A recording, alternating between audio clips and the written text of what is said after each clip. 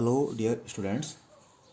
In subject Business Studies, your first chapter, Nature and Significance of Management, is going on. And today we are going to deal with the topic that is coordination. Okay. So first, meaning of coordination. Coordination is regarded as culmination of all the managerial processes. यानी कि coordination managerial process का क्या है, एक top point है. ठीक है. In general coordination means bringing together the activities and resources of organisation and bringing harmony in them. यानी कि आसान भाषा में कहें तो कोऑर्डिनेशन का मतलब है कि किसी भी ऑर्गेनाइजेशन में जितनी भी एक्टिविटीज़ हो रही हैं या जितने भी उसके रिसोर्सेज हैं उनको एक साथ लाना और उनके बीच हार्मनी को यानी कि सामंजस्य को क्रिएट करना. ठीक है. Now we will discuss the definition of coordination. That is coordination is the orderly arrangement of group efforts to provide unity of action for the pursuit of a common purpose. इसका मतलब कि coordination क्या है. Coordination group efforts का एक well organised arrangement है जिससे कि जो डिफरेंट एम्प्लॉय किसी भी ऑर्गेनाइजेशन में काम कर रहे हैं उनके एक्शंस में यूनिटी आए, जिससे कि ऑर्गेनाइजेशन का जो कॉमन पर्पस है यानी कि ऑर्गेनाइजेशन के जो ऑब्जेक्टिव्स हैं वो अचीव हो जाते हैं. ओके.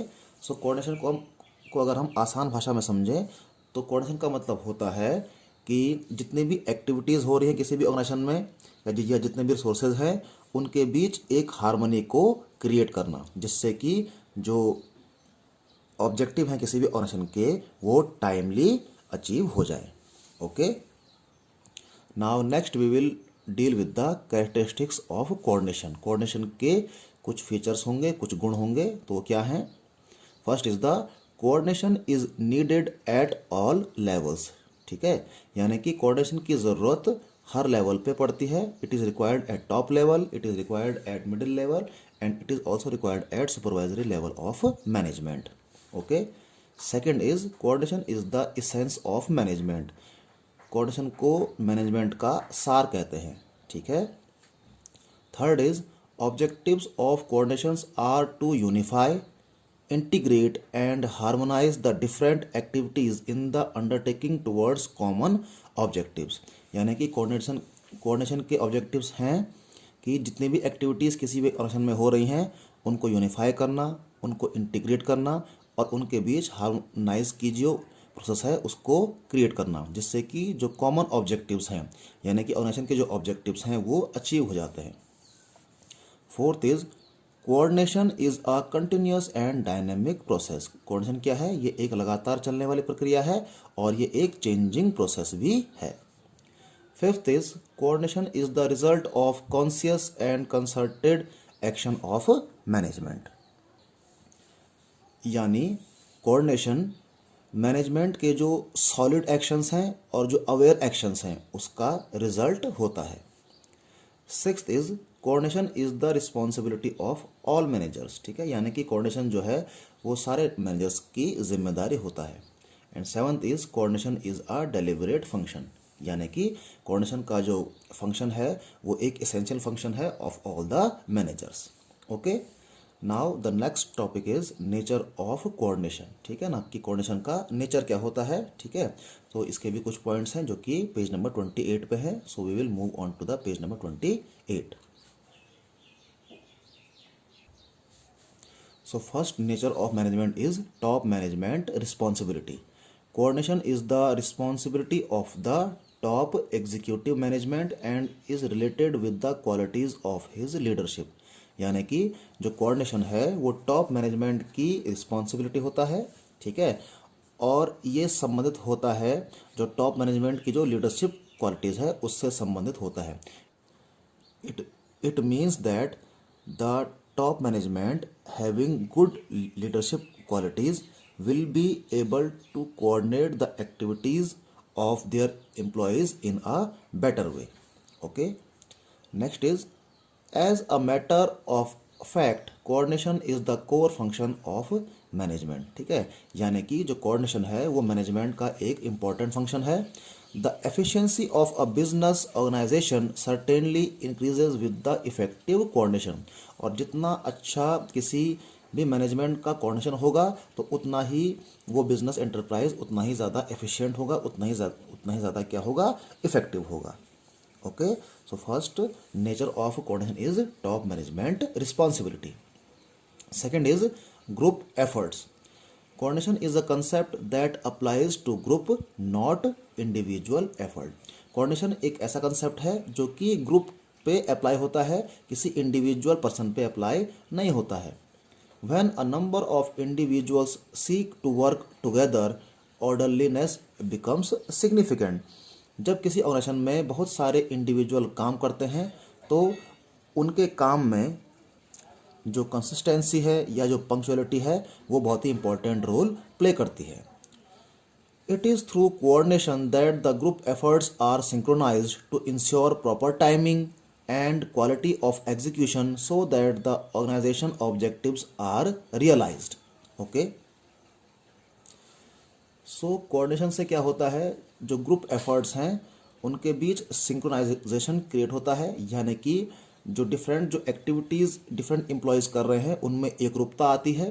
ठीक है ना, जिससे कि कोई भी काम जो है प्रॉपर टाइम में कंप्लीट हो जाता है और जो वर्क हम कर रहे हैं या जो गुड्स हम बना रहे हैं या जो सर्विस जो हम डेवलप कर रहे हैं उसमें क्वालिटी भी आती है, जिससे कि ऑर्गेनाइजेशन के जो ऑब्जेक्टिव हैं वो अचीव हो जाते हैं। ओके, सो कोऑर्डिनेशन एक ऐसा कंसेप्ट है जो कि ग्रुप एफर्ट्स पे फोकस करता है। Third is essence of management. Coordination is an activity that is required at every level and every time in the organization. Coordination क्या है, ये इसको मैनेजमेंट का एसेंस कहते हैं। और कोऑर्डिनेशन एक ऐसी एक्टिविटी है जो कि ऑर्गेनाइजेशन के हर लेवल पे ज़रूरी है और हर टाइम इसकी ज़रूरत पड़ती है। Work of different departments like purchase, production and sales should be properly coordinated to achieve the common objectives of the organisation. ठीक है ना, तो किसी भी ऑर्गेनाइजेशन में डिफरेंट डिपार्टमेंट होते हैं, लाइक परचेज डिपार्टमेंट है, प्रोडक्शन डिपार्टमेंट है, सेल्स डिपार्टमेंट है, फाइनेंस डिपार्टमेंट है। तो इन सारे डिपार्टमेंट की एक्टिविटीज़ को प्रॉपरली कोऑर्डिनेट करने की ज़रूरत होती है, जिससे कि किसी भी ऑर्गेनाइजेशन के जो ऑब्जेक्टिव है वो अचीव हो जाए। ठीक है, so coordination is the essence of management. Now fourth is the continuous process. ठीक है, यानी कि कोऑर्डिनेशन एक लगातार चलने वाली प्रक्रिया है। Coordination is not a one time function but a continuous process. Coordination जो है एक वन टाइम फंक्शन नहीं है, एक बार होने वाला काम नहीं है, but it is a continuous process. A notion of coordination as a fixed entity which either exist or does not exist is unrealistic.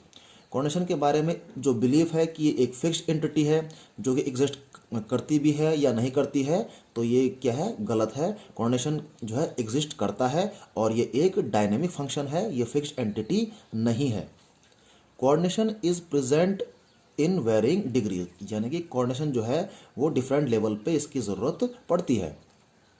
Executives must work continuously to achieving coordination. ठीक है ना, यानी कि जो डिफरेंट जो managers हैं उनको लगातार काम करना चाहिए कोऑर्डिनेशन को अचीव करने के लिए। Maintaining coordination among various activities of business is the essential task of managers. ये बात हमने पहले भी कर ली है कि मैनेजर्स का काम होता है कि डिफरेंट एक्टिविटीज़ को वो कोऑर्डिनेट करने का काम करें। This should happen continuously. और डिफरेंट एक्टिविटीज़ या डिफरेंट डिपार्टमेंट्स के जो वर्क हैं उनके बीच जो कोऑर्डिनेशन का काम है इसको लगातार होना चाहिए। इसीलिए कह रहा है कि coordination is a continuous process. Now fifth is the unity of efforts. Its purpose is to secure unity of action in realization of common purpose. तो कोऑर्डिनेशन का जो ऑब्जेक्टिव है, जो पर्पस है, वो क्या होता है कि जो एक्शंस हैं उनमें यूनिटी हो, जो एक्शंस हैं, जो एक्टिविटीज़ हैं उनमें एकरूपता आए, जिससे कि कॉमन पर्पस यानी कि ऑर्गेनाइजेशन के जो गोल्स हैं वो अचीव हो जाएं। Managers should direct the group efforts to a common goal. ये बात हमने पहले भी कर ली है कि मैनेजर्स को चाहिए कि वो ग्रुप एफर्ट्स को एक डायरेक्शन प्रोवाइड करें, और वो डायरेक्शन कौन सी होगी, जो ऑर्गेनाइजेशन के जो ऑब्जेक्टिव हैं उनको अचीव करने की वो डायरेक्शन होगी। Conflicting efforts may cause more damage to the organizational objectives. ठीक है, unity of efforts require understanding of group goals. तो कॉन्फ्लिक्टिंग एफर्ट्स यानी कि अगर डिफरेंट एम्प्लॉयज़ के जो एफर्ट्स हैं अगर वो मैच नहीं कर रहे हैं तो वो किसी भी ऑर्गेनाइजेशन के लिए क्या होंगे, हार्मफुल होंगे. ठीक है, और फिर कह रहा है unity of effort requires understanding of group goals. तो डिफरेंट एम्प्लॉयज़ के एफर्ट्स में यूनिटी तब आएगी जब वो डिफरेंट एम्प्लॉयज़ जो कि डिफरेंट डिपार्टमेंट्स में काम कर रहे हैं वो ऑर्गेनाइजेशन के गोल्स को प्रॉपरली अंडरस्टैंड करें और उनको एनालाइज करें.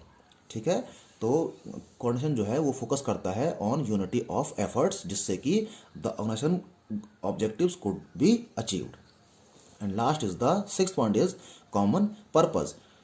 To achieve common goal, it is must that common goal or purpose must be communicated to all the employees very clearly so that everyone tries to contribute his efforts to achieve the common goal. ठीक है, और किसी भी organisation का जो common goal है, जो objective है, वो कब मीट होगा, जबकि हर एम्प्लॉय को वो गोल बता दिया जाएगा, प्रॉपरली उस गोल को कम्युनिकेट किया जाएगा कि ऑर्गेनाइजेशन का ये गोल है, इसको हमको अचीव करना है.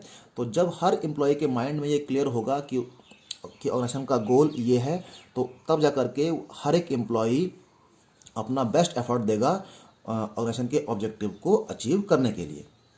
It is through coordination that the manager persuades individual and groups to work for a common purpose. ठीक है, तो कोऑर्डिनेशन के थ्रू ही क्या होता है, जो मैनेजर होता है वो इंडिविजुअल यानी कि जो सिंगल एम्प्लॉय है और जो डिफरेंट एम्प्लॉय जो ग्रुप में काम कर रहे हैं उनको परसुएट करता है कॉमन ऑब्जेक्टिव को अचीव करने के लिए, while achieving their own objective as well as resolving the conflict. जिससे कि जो इंडिविजुअल है वो अपने पर्सनल ऑब्जेक्टिव को अचीव करता है और अगर डिफरेंट एम्प्लॉयज़ के बीच कोई कॉन्फ्लिक्ट होता है तो उसको रिजॉल्व करने का काम भी करता है मैनेजमेंट, जिससे कि personal objective as well as organisation के जो ऑब्जेक्टिव हैं वो अचीव हो जाते हैं. Okay, so last point is common purpose, यानी कि जो मैनेजमेंट है वो एक कोऑर्डिनेशन के थ्रू कॉमन पर्पस यानी कि ग्रुप गोल को अचीव करने का काम करता है. So dear students, this was all about the nature of coordination. So you watch this video, you understand this video, and if you have any query then you can ask me. Okay, thank you.